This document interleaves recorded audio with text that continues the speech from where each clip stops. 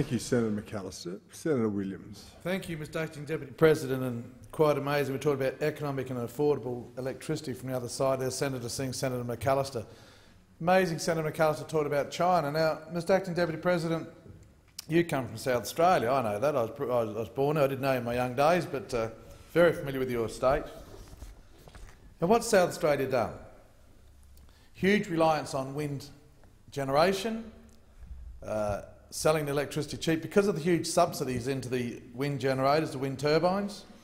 Mr Acting Deputy President, do you realise an average wind turbine is 3 megawatt hour running for 8 hours a day, 365 days a year, will attract around $700,000.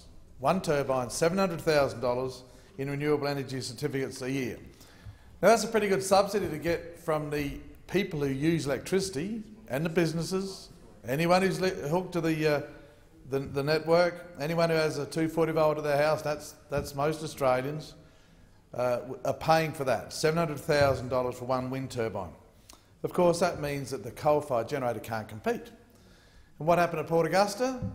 Privatised coal-fired power station, shut it down, no money in that, blew it up literally. And so, Senator McAllister, this is amazing, saying how the Chinese are doing a great job with their renewables. Well, Mr Acting Deputy President, let me make this point. As I speak to you now, 621 units of coal-fired generation are being constructed around the world. Now you might ask, what's a unit? Well, if you go down up to the Hunter Valley, you visit Liddell or Bayswater power stations there, they are both 4-unit generating plants.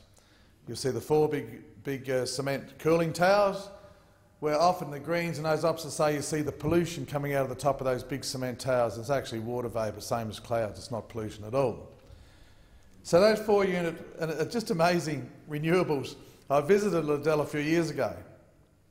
They put in a solar thermal plant. I think it's about $16 million, Mr Acting Deputy President.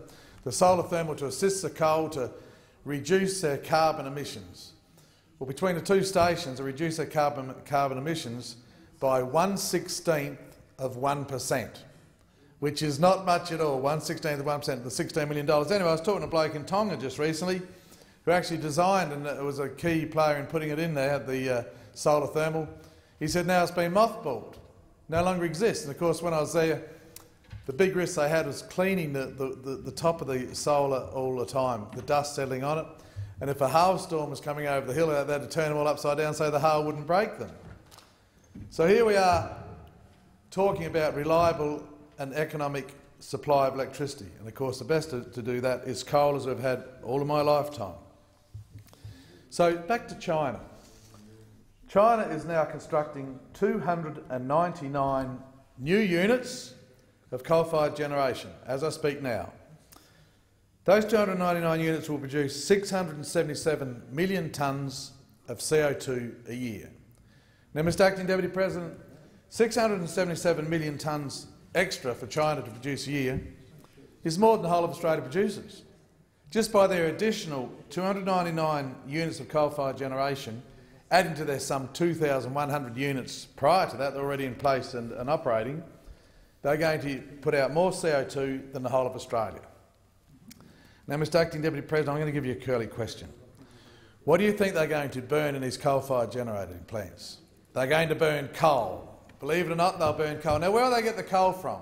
Well, I've got the choice of getting much cleaner black coal from Australia, or if we're going to shut down our coal mines, as the Greens and many in the Labor Party want to see, I don't know why the CFMEU finances and backs the Greens and Labor Party when they're trying to shut all those CFMEU workers out of a job.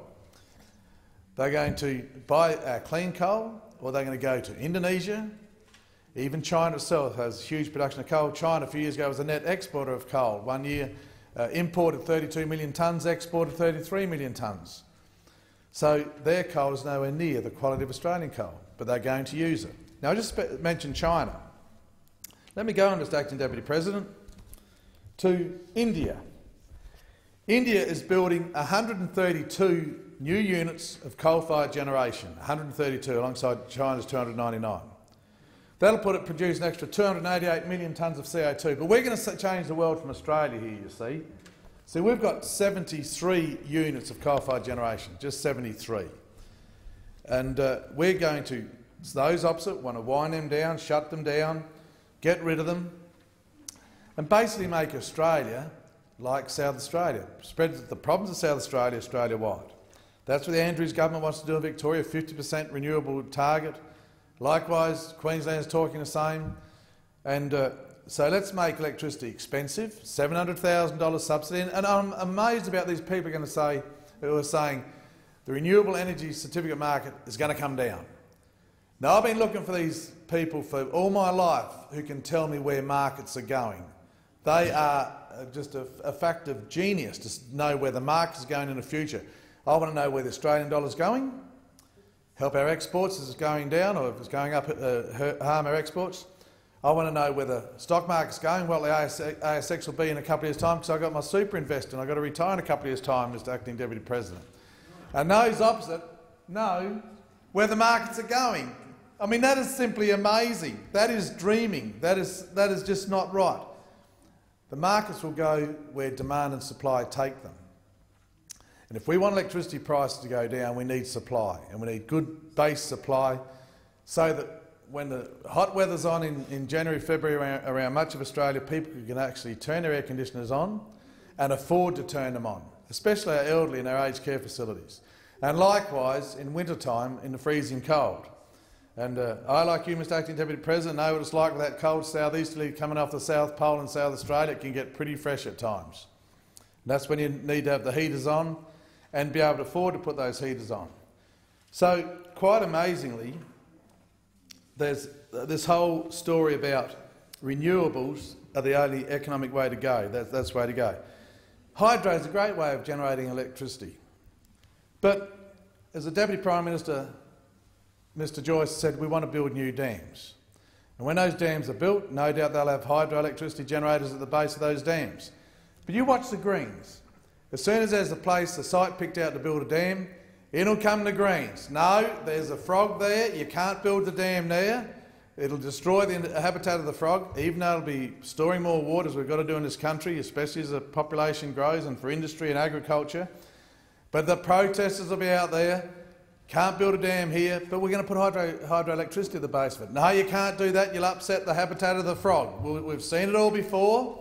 These people with their green religion, Mr Acting Deputy President, the green religion. This is what their green religion says. It says, come follow me and I'll lead you to the land of poverty.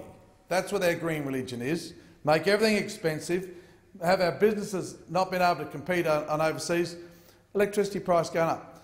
And the reason those opposite want to see this clean energy target set is because for their politics. It means when they go to the next election, they will not have to promote their carbon tax again, as they've promised to bring back in the carbon tax that most of Australia despises, put the electricity prices up even more, change the planet. While all these coal-fired generation units are being constructed around the world, we're going to change the planet from here. No, unless we get a big tent over this country, we're not going to do that. So here's the situation. We need affordable, reliable electricity, and coal will play a major source of that in decades to come, And here we are in Australia, swimming in coal, in gas and in nuclear efficiencies and capability, more energy per capita than probably any other country in the world, and our energy prices are going up because of that green religion. As I said, Mr Acting Deputy President, come follow me and I'll lead you to the land of poverty. That's what it means. Thank you, Senator Williams.